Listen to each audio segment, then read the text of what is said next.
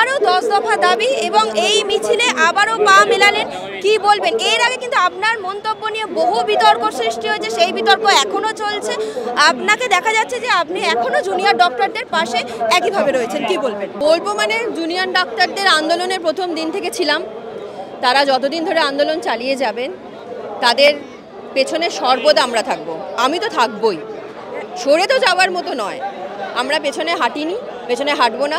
যেদিন দফা দাবি মিটে যাবে, তিলোত্তমার জাস্টিস পেয়ে যাবে, জুনিয়র ডাক্তাররা মনে করবেন যে না ঠিক আছে, এখন আর আমাদের রাস্তায় নেমে আন্দোলন করতে হবে না, সেদিন আমরাও রাস্তায় নেমে আন্দোলন করব না।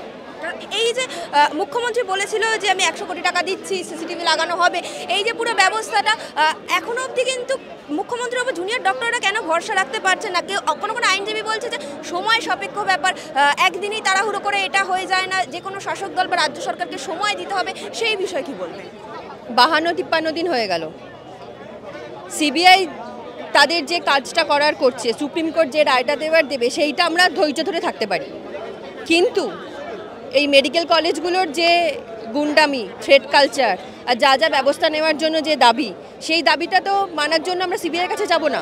সেটা মানার জন্য তো আমরা সরকারকেই বলবো, মুখ্যমন্ত্রীকেই বলবো।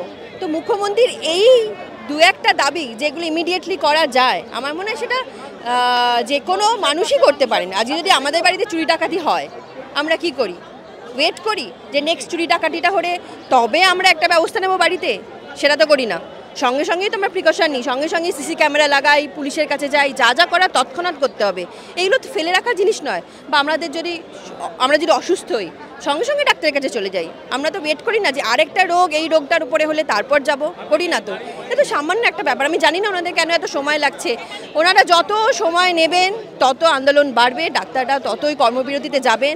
এখানে কিছু বলার নেই। এখানে কেউ কাউকে মানে শুধু ডাক্তারদের দায়ী করে ডাক্তাররা কেন ডিউটি জয়েন করছেন না বলে লাভ নেই। কারণ ডিউটি জয়েন করার পরও সাগর দত্ত হসপিটালে যেটা হলো, এটা হওয়ার কথা ছিল কি?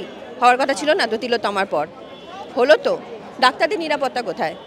তারা মানুষ নয়? তারা জুতোর বাড়ি খাবে, গালাগাল খাবে, মারধর খাবে, ধর্ষণের ধমকি খাবে, আর একটা আর্জিকর করে দেবো এরকম একটা ধমকি পাবে, তারপরে তারা জয়েন করে যাবে কাজে। মানে প্রত্যেক সপ্তাহে প্রত্যেকটা ঘটনা এরকমই ঘটবে, যাতে আরও মানুষ দেখে যে তিলোত্তমকাণ্ড দিনের পর দিন হয়ে যাচ্ছে।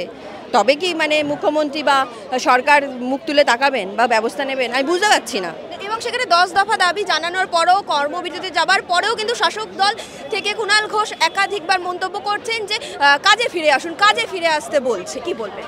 জানি না, আমি ওনার বক্তব্য নিয়ে আর কিছু বলতেই চাই না। কারণ ওই যে ওনার ওস্কানো তাতানোটাই স্বভাব, তাই করছেন, প্রথম দিন থেকে তাই করে আসছেন। অন্য কোনো কাজ করার নেই তো ওনাদের। অন্য কিছু কাজ করার আছে? বা যে সমস্যা চলছে, যে দাবি চলছে, সেটা নিয়ে আলোচনা করার মধ্যে জায়গায় আছেন? না আলোচনা করছেন, না রায় জানাচ্ছেন, না কোনো একটা জায়গায় অ্যাডজাস্টমেন্টে আসছেন, কিছুই তো বলছেন না, কিছুই তো করেননি। একবার নবান্ন, একবার কালীঘাট, একবার নবান্ন, একবার কালীঘাট হলো, হয়ে লাভটা কি হলো? কিছুই তো হয়নি।